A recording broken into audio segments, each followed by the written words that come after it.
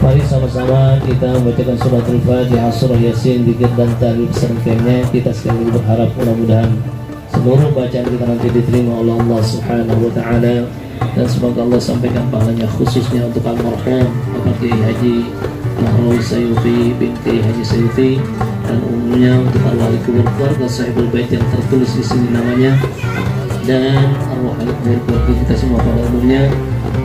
Semoga kiranya Allah terima ibadah Islamnya, terima semua amal ibadahnya, diampuni segala dosa dan kesalahannya, diluaskan alam kuburnya. Semoga Allah jadikan kuburnya raudhah min riyadhil jannah.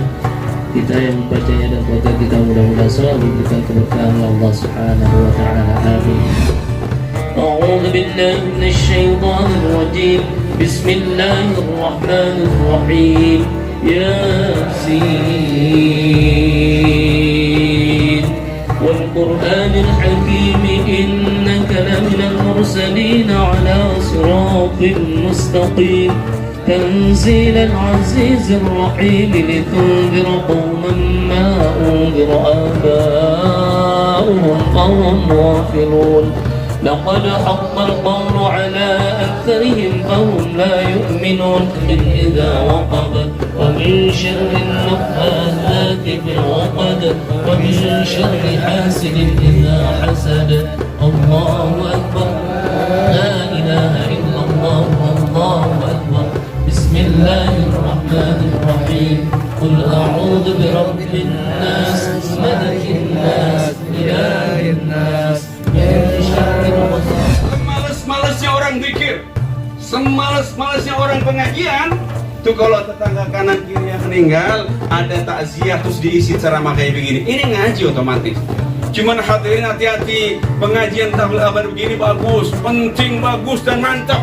Cuman kalau ngarepin ilmu dari pengajian akbar begini, ilmunya minim. Paham? Ini minim ilmunya, ini fungsinya cuman untuk refresh, untuk penyegar, untuk dorong umat supaya kembali cinta Islam, kembali cinta Nabi, kembali bela Nabi. Besok pengajian penuhin, gitu maksudnya. Nih, sebenarnya ngaji yang paling bagus, yang ada ilmunya ngaji rutin. Bukan kita pakai zaman Mai, Maki Lutfi itu, bukan kita mau sesuatu tempat, bukan kitab jelas temanya. Itu yang ilmu.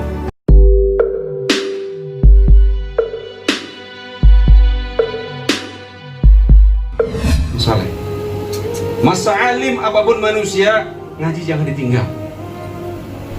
Kawan-kawan kiai, kawan-kawan ulama ada majelis taklimnya, khusus ngaji ada, saudara. Jangan dikira orang alim yang ngaji lagi. Orang-orang yang sudah jadi ustaz, jadi kiai ngaji kita. Karena kalau orang berhenti ngaji, udah ngerasa paling pintar dah. Betul. Ini bahaya, saudara, bahaya. Oke. Yang kedua, kendala penyakit jadi orang-orang saleh. Yang kedua adalah wal hirsu 'ala dunya. Terlalu serakah urusan dunia. Serakah urusan dunia maknanya adalah silakan cari dunia, tapi di sana ada halal, ada haram. Halal ambil, haram tolak. Di sana ada kewajiban. Kalau udah punya harta ada kewajiban, laksanakan kewajiban. Oke, nyari dunia silakan, ngotot juga boleh. Bila perlu kepala jadi kaki, kaki jadi kepala, banting tulang, peras keringat, siang jadi malam jadi siang, boleh. Tapi di sana ada kewajiban, ada sujud kepada Allah. Jangan lupa ada halal, ada haram, ada aturan Allah. Ada orang gara-gara hobi dunia, masya Allah mantep bentar, mancing bekerjaannya. Oh, kita tanya, bang, mancing baik apa sembahyangnya? Tenang Ustaz, Zuhur ada musola, Ustaz ada musola, Asar ada musola, Maghrib ada musola ada, bayang apa kagak? Ini jadi masalah, saudara. Hati-hati, serakah urusan dunia. Bu, aslinya tuh laki-laki suami nggak ada kewajiban buat ngasih tahu sama bininya duitnya berapa, nggak ada kewajiban. Karena laki-laki itu bisa saja di luar sono dia punya kewajiban buat nafkahi orang lain, kan begitu. Diam dulu, jangan manyun dulu. Ini ilmu ini namanya. Laki-laki ini beda sama perempuan. Kalau laki-laki dihadapkan kepada dua hal, zina apa nikah, pilih mana? wajib pilih nikah. Zina muhsan hukumannya rajam, mati urusannya. Agama tidak menghendaki orang dimatiin. Makanya kalau kita dihadapkan kepada masalah di zina apa nikah? Nikah, saudara. Berarti ada kewajiban lain. Tapi Bu, kalau selama ini ibu dikasih duit, ya semua dikasih semua, bahasa Inggrisnya melek-melek dikasih semua. Ya, berarti ibu dikasih kepercayaan luar biasa sama lakinya. Berarti lakinya itu setia bener ibu. Malah ada ngomong ATM-nya buah yang nyepegang Ustaz, yang ngambil gaji buah. Kalau udah kayak begitu Bu, hati-hati, jangan sampai suami itu merasa dizalimi. Kadang-kadang ada laki-laki ya, yang dunia disalin bininya semuanya, dia kalau mau ngambil susah. Makanya rumus 9 di antara 10 suami rata-rata nggak pernah jujur urusan duit sama bininya. Kenapa? Karena kalau bini udah jatuh ke tangannya, kalau duit udah jatuh ke tangan bini, susah banget ngambilnya. Itu masalahnya. Makanya Bu, kalau ibu kasih duit kok melek-melek semua, sesekali ibu tawarin ngapa sama lakinya, Bang, agak pengen beli joran, begitu. Tawarin. Sekarang musimnya musim apa ya? Musim burung sama janda bolong dah ya. Apa pengen beli tanaman gitu kan? Tapi kan kalau perempuan kan pikirannya kan makanan ya. Makanya rata-rata orang yang jujur bininya urusan penggunaan duit. Pulang bawa burung, lebih ini udah mampu itu begini. Apa lagi wono? Aduh duit dia. Burung. Burung gue dibeliin. Burung atau susah banget ngelolaknya. Maksudnya jalak di rumah. Ini tambah lagi berapa harganya? Murah. Murah kalau diulang-ulang sebenarnya mahal, Bu. Ya saya nggak jujur. Murahnya berapa? 50.000. Ya kalau 50.000 mah coba mending beli bakso, kenyang semua. Makan dipikirin. Garas bayar rumahnya mah. Apa katanya lakinya? Enggak nih burung mantep mah. Lovebird gitu kan sekarang ya. Mantep ini mah. Tiap hari itu mandi burung buat tiap hari tuh lakinya. Gitu ya. Terus naruh tuh depan rumah. Ntar kalau rada siangan pindah ke bawah apa namanya itu? Ya. Jadi di poweris pelan. Ntar kalau siang dikit ke dalam. Iya hari begitu dah. Kata itu lagi ngomong, mah ini besok bapak mau berangkat ke Bandung, ada tugas dari kantor ke Bandung 3 hari. Ini burung mau dimandiin mah. Begini caranya, diajarnya tuh. Berangkat tuh lakinya. Ini mandiin burung, tetangga lewat. Kok burung mantep rumahnya? Orang katon bapaknya anak-anak. Nambah pekerjaan baik urusannya. Bagaimana kita gantiin? Ya, kalau harga cocok mah begitu. Nah kata tangannya 100 gimana Pak? 100 pikir dia ini 50.000 kan ya? 50.000 bayarin, 50.000 nanti kasih lagi kalau pulang. Beres dikasih. Pulang lagi 3 hari kemudian teriak-teriak, mana burung? Apa sih Bang? Kayak kepala jenggot amat. Rizky nggak kemana? Maksudnya? Oh 50.000 ini. Kalau orang berani 100.000. Berkata 50.000 beli lagi. Apa terakhirnya? 50.000 padahal mau menyang. Ini 700.000. Berantem apa enggak? Berantem urusannya. Maka saudara jangan salah urusan dunia. Laki-laki hati-hati. Jadi laki-laki full jadi laki-laki. Jangan laki-laki kayak perempuan. Yang perempuan full jadi perempuan. Jangan perempuan kayak laki. Hati-hati, makanya ibu diatur. Kalau ibu ngobrol sama laki yang masih ada nih, ibu ngobrol sama laki nih, agama ngatur jangan lebih kenceng dari suara suami. Waduh bang, kalau mau laki nggak boleh lebih kenceng dari suara. Haram sih enggak, tapi nggak adab namanya. Ngomong sama laki, maksud lo, kacau kalau begini mah. Hati-hati. Ya ibu boleh ngomong lebih kenceng dari suara laki boleh, kalau lakinya budak atau dari jauh udah manggil boleh. Serahkan urusan dunia. Ya Allah ya Rabbana, hanya gara-gara pilihan 01 atau 02 orang bisa berantem saudara. Kalau berantem orang nggak mengapa kiai berantem kayak Lutfi, pantas apa kira-kira? Ini serahkan urusan dunia semua orang kayak begini. Betul? Nggak usah ditiru kayak begitu. Bahkan kalau ada kiai ngomong kayak begitu, gara-gara begitu berantem, mending tinggalin udah. Ini nggak bisa dicontoh kayak begitu. Tiap 5 tahun kita bakal pemilu masalahnya. Ada pemilu pilkada, ada pilgub, pilek, ada pilpres, macam-macam pilihannya. Malah sekarang pilihan RW aja udah kayak pakai baliho-baliho RW. Pakai baliho-baliho sekarang mah. Udahlah, itu permain dunia.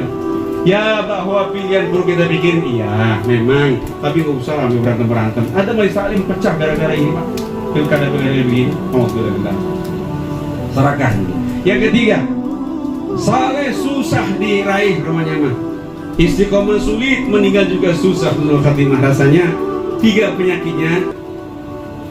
Hati-hati. Apa yang ketiga? Warriya'u fil amal. Kalau amal riya, maunya dilihat orang, maunya di syuting-syuting, maunya di foto-foto. Bahkan ada orang bantu, kalau telat motonya diulangi lagi, ulang lagi di foto lagi. Lagu apa itu? Saudara hati-hati ya. Ibadah menurut ulama ahli usul ada 2 jenis. Ada ibadah syiar. Ibadah yang syiar, boleh dilihat orang, boleh siarin. Nih ngaji, tabligh kabar kayak begini, kayak begini. Ini syiar ini, orang boleh tahu, bahkan pakai mic boleh, disiarin boleh, direkam boleh, disebarin boleh. Ini ibadah syiar. Salat Jumat ibadah syiar, salat Id, istisqa itu syiar semua. Zikir berjamaah syiar, majlis taklim syiar.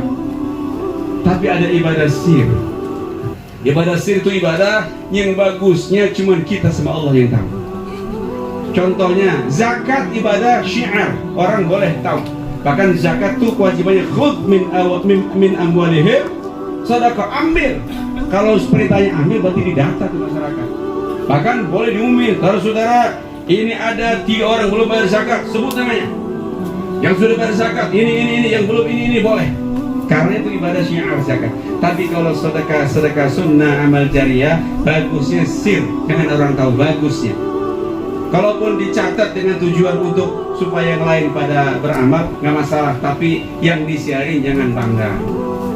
Jangan begini, dari hamba Allah 5 juta rupiah. Hamba Allah ini tinggal di RT 2, RW 3, nomor 17, rumahnya depan lapangan poli, catnya hijau. Itu hamba Allah model apa? Hati-hati. Jadi sir. Puasa Ramadan syiar, semua orang puasa, tahu dah. Tapi kalau ibadah puasa sunnah, Senin Kamis misalnya, atau puasa apa saja lah. Yang sunnah, sir bagusnya. Ini karena orang sekarang pada laporan di kantor, di tempat kerja, kadang orang nanya, dia ngomong, nanti saya nggak makan siang, mohon maaf saya tidak makan siang karena saya lagi puasa, saya mau lihat bibir saya, apa begitu? HP ini, HP jadi musibah saudara. HP, ada orang saya terima WA sudah beberapa kali itu tiap malam. Bangun tahajud, memang betul bangun tahajud, tapi berikutnya itu urian ibadah dia diceritain. Bahkan ada orang yang nggak bangun orang nggak. Begitu tahajud selesai, ambil HP, dia tulis status, alhamdulillah tahajud telah tertunaikan. Ya Allah, kuatkan ibadah kami. Saya membaca ayat ini dalam sujudku, aku berdoa belum macam. Itu lagu apa? Lagu apa? Yang kayak begini ini penyakit, betul. Ini banyak benar, saudara, banyak benar. Nih, afan. Saya bawa jemaah haji atau umrah. Itu kadang-kadang penyakit, namanya juga penyakit ria. Itu kita lagi makan, nggak ada orang nanya. Ada orang nyari-nyari, Ustaz dan mana?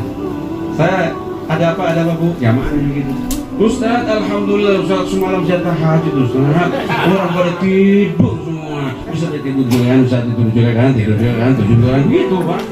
Saya tahajud semalam, habis saya baca Quran, terus saya cium aja suatu saat. Kan katanya susah nih. Begitu saya mau nyium, orang minggir semua. Emang siapa lu? Hebat amat itu. Yang kayak begini ria nggak perlu, saudara nggak perlu. Maka HP manfaatin, tapi jangan gugurin pahala. Gak usah lah. Kalau mau teriak tahajud, Isya Pak. Kalau mau teriak tahajud, habis Isya ngomong. Jangan lupa ya, nanti malam tahajud. Begitu. Ini mah sengaja dalam sujud tahajudku, dalam rukuk sujudku, tengah malam jam 2:15 menit. Lagu apa sih begitu? Ini banyak benar orang kayak begini, banyak benar. Yang sederhana betul begini, mungkin kayak sama Pak Aik, yang itu sering ya, usul lain sering. Nih, kalau kita ceramah kemana? Kita baru ngundang doang dikit, ini mantep nih masjid di tengah kampung tapi cakep bener bangunannya. Biasanya ada orang ngomong, Ustaz baru tumben kemari ya, ini masjid Ustaz ya, ini masjid pengurusnya banyak Ustaz, pengurusnya banyak. Kalau kagak ada saya ada jalan Ustaz, itu memang banyak doang pengurusnya mah. Kadang-kadang kita lagi lihat tuh dengan susun pengurus kan banyak tuh. Nah, ini pengurus. Ada orang suka ngagul begitu, enggak pada tempatnya. Dulu. Nih, Afan. Ini tadi keluarga pesan sama saya begini. Dulu almarhum, ini kan almarhum kan ulama hati-hati. Beliau pernah menyatakan bahwa kalau meja buku Yasin jangan ada gambarnya. Gitu ya, itu jadi pembicaraan. Sebenarnya maksudnya begini, saudara. Salah satu diambil dari dalil ini yang tadi saya baca. Jadi yang namanya jariah adalah amal sir. Bagusnya jangan tulis dari siapa. Nah kalau buku Yasin kayak begitu kan tulis dalam rangka 40 hari amal sekian, terus ada gambarnya. Itu kan pasti jelas. Takutnya ntar mengurangi kadar keikhlasan beliau. Takutnya itu kalau ulama khas memang seperti itu. Tapi apa kalau ada gambar yang melanggar? Enggak juga. Karena apa? Beliau kan nggak mau diseret-seret. Yang nyari keluarganya kan? Kan begitu. Cuma nanti keluarganya jangan pernah kalau dipakai orang situ ngomongin, nah dari gua lihat gambarnya ini. Nah itu masalahnya. Makanya kalau ulama-ulama biasanya nggak mau. Bahkan saya punya guru Afan, ketika mau dimakamin aja dia wasiat, jangan dikasih nisan kuburan saya, biar tanah saya. Apa alasannya? Karena saya malu kepada Allah. Saya itu siapa? Waktu orang alim Pak. Ada makam ulama besar wali Allah namanya Syekh Abdul Kafi awal dan Syekh Abdul Kafi tani.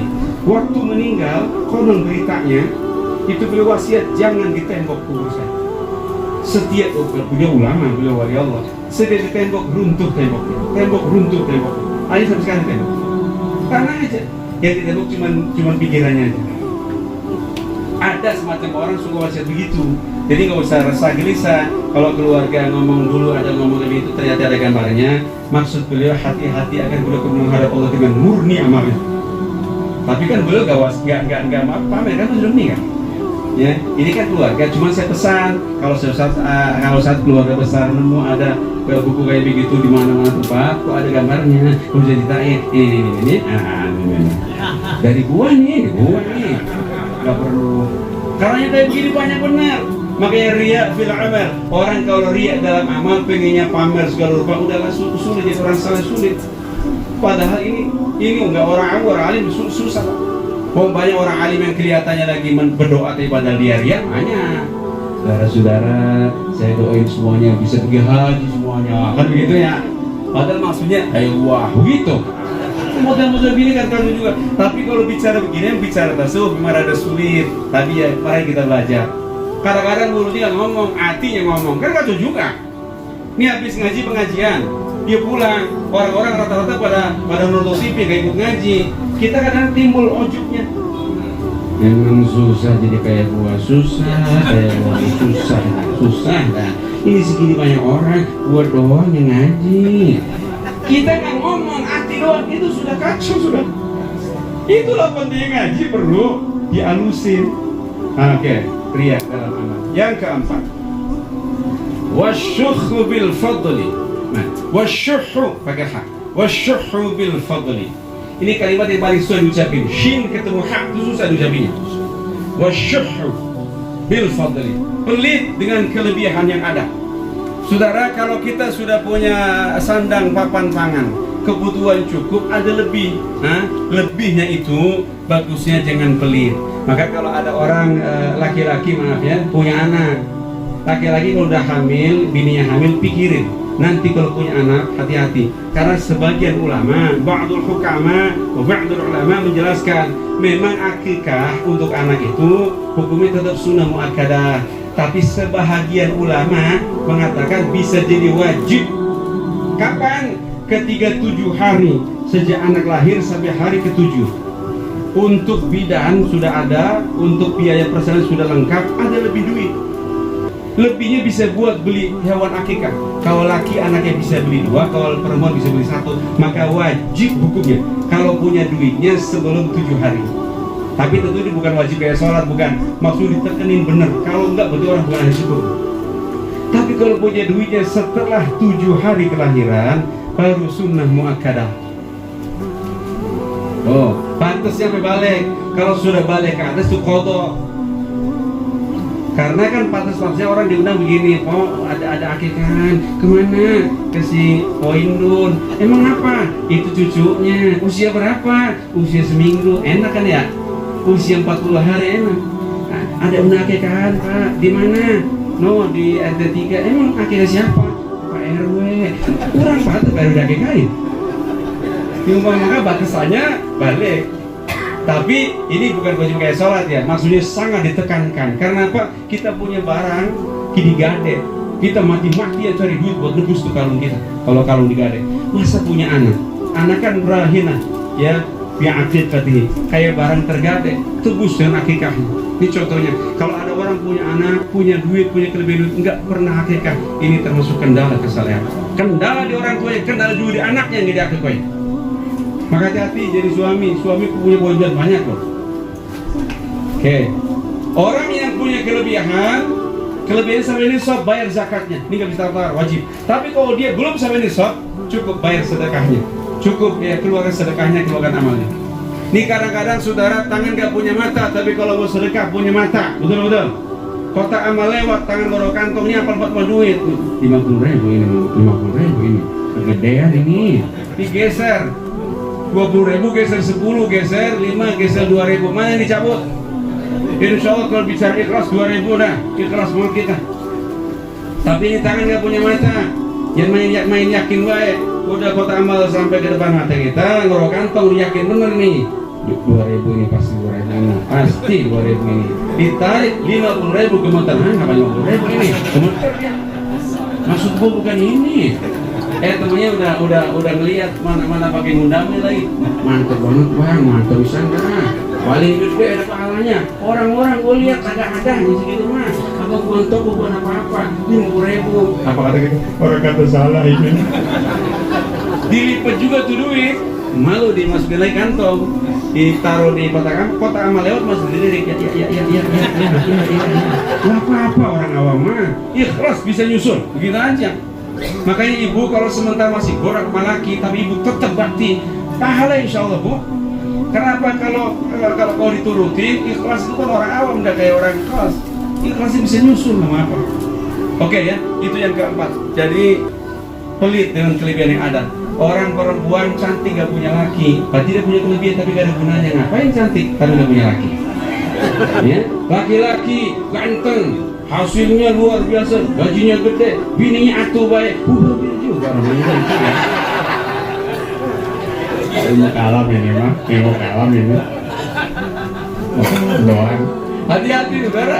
Maka yang belum punya keluarga segera berkeluarga, supaya jangan pelit dengan kelebihan yang ada. Yang terakhir, saudara, yang kelima, kendala di orang soleh yang kelima adalah wa i'jabur ra'yi, terlalu mengagumi pikiran sendiri. Oh, hati-hati saudara, kalau anda mengajar agama jangan pakai pemikiran sendiri. Hati-hati, sebab gara-gara banyak orang pakai pikiran sendiri, nggak nyandarin dengan kitab, akhirnya Islam jadi macam-macam urusannya. Akhirnya jadi macam-macam Indonesia, macam-macam kayak begini, karena banyak yang Islam menurut saya. Menurut siapa? Menurut saya. Islam itu nggak boleh menurut saya. Harus menurut siapa, ulama mana, menurut penafsir mana, menurut mana, yang paling tinggi menurut Rasulullah SAW. Sampai hebatnya ulama-ulama kita ngajarin, kalau ada ustaz mau nerangin hadis, adabnya au kama qala Rasulullah sallallahu alaihi wasallam. Supaya kalau kita kurang pas dengan apa yang diterangkan Rasul, ya, itu kita diampun. Kalau dia bicara ayat Allah, dia akan mengatakan wallahu a'lam bimuradi. Itu caranya begitu, supaya dia nggak nafsu ya keluar. Maka saudara, jadi terlalu kagum sama pikiran sendiri. Ini makna luasnya. Terlalu fanatik sama golongan sendiri, terlalu fanatik sama partai sendiri, terlalu fanatik sama pilihan sendiri. diserang, pilih orang yang beda dengan kita. Orang kayak begini nggak pantas jadi orang alim, nggak pantas. Ya sudah, kita punya pikiran, ya kita bisa benar, orang lain juga bisa benar, betul.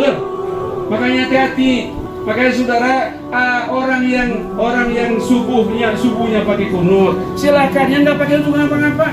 Asal pada sama-sama punya ilmunya. Ini kadang-kadang, mohon maaf lahir batin, ini tarawih 11, tarawih 23. Orang kampung tarawih 23, kamu setempat, ini ada pendatang kagak cocok, diri masjid baru lagi, buat tarawih baru 11 rakaat tanpa kunut.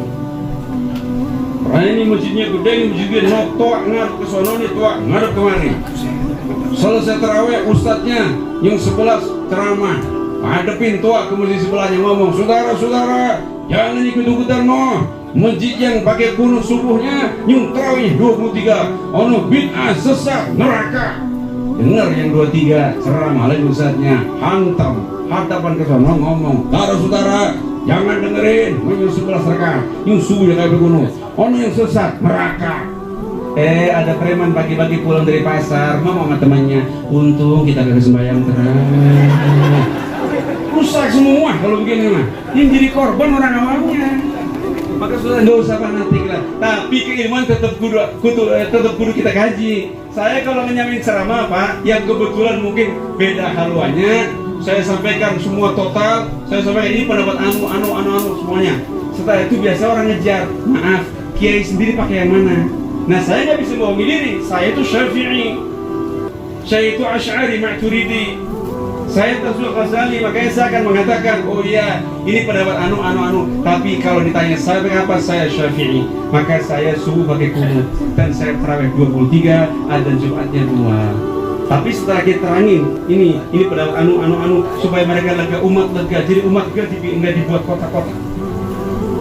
Nah sekarang ini kita merindukan sosok ulama semacam itu yang tidak membuat kotak-kotak.